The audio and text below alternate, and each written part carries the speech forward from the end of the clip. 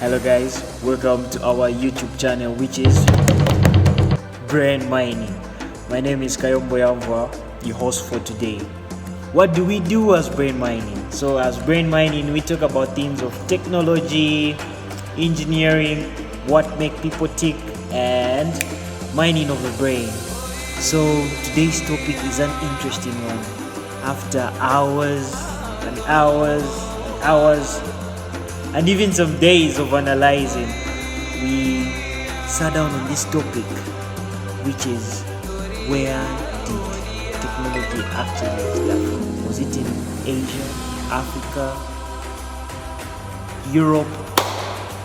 Anyway, let's do those beautiful things and get into the video and do those beautiful things, like and subscribe. Che Tilitambapo Tilipo che, support the channel as it grows more and more.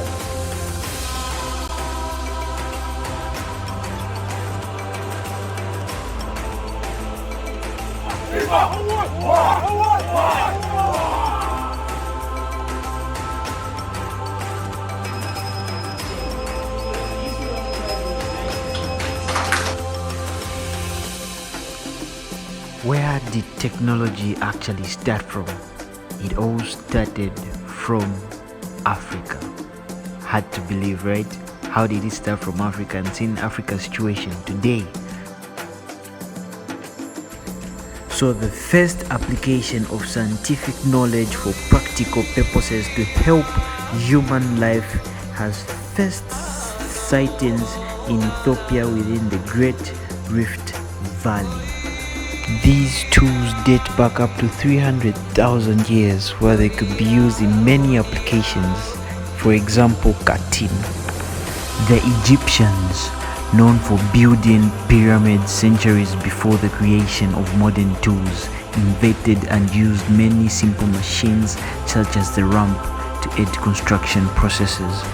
Historians have found evidence that pyramids were built using 3 of what is called the 6 simple machines. Do they end there? No! These guys used to make paper out of papyrus, a plant that was abundant in Egypt.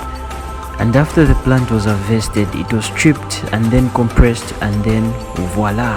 They are also pioneers in timekeeping with devices like shadow clocks, sundials, and obelisks.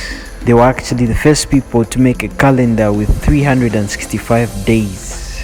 The oldest book on medicine was actually from Egypt. Africa. So we have things like they had advanced knowledge in anatomy. You look at things of dental structure, gynecology, all that was done. Even urine disorder as well. Eyes also were tackled by the Egyptians.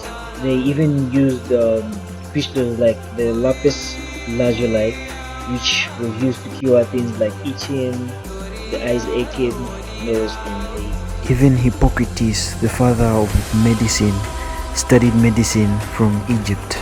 Not forgetting the C-section methods by Ugandans in the 800s, Mali, where the ancient city of Timbuktu served as a beacon of knowledge. In the 14th century, Mali was a hub of astronomy, with scholars like Hamad Baba conducting groundbreaking studies on celestial bodies, contributing to a broader understanding of our universe.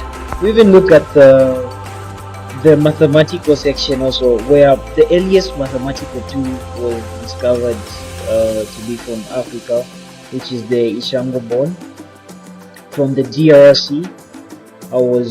It's dated. It has been dated to have been in existence about 20,000 years ago.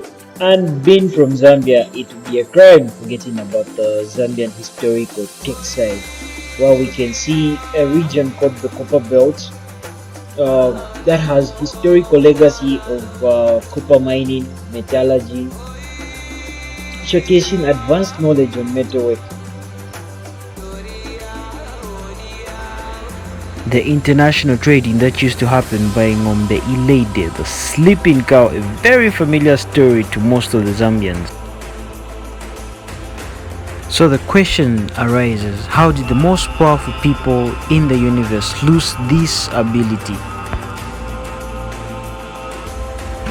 Was it an implanted slavery mindset to us to completely divide the love within us? Are we forced in a system to tell us it is wrong to be ourselves, or taken in an institution that makes us focus on only information that is provided until we are adults and repeatedly test us until we believe it is true? It even goes to a point where most Africans take a bow and say, Ish, awe fifiena, Nyanja Zungu. Are we given an explanation on everything that we can't make assumption of ourselves? It's never good. Or are we doubting our fellow Africans like Maxo Chikumbuta from Zimbabwe, who's made the wireless TV, the self-driving car, and some other concepts that have been proven by Americans? And in most cases, like me and my team faced, support is minimum. But can this be tackled also, especially to the hardware tech?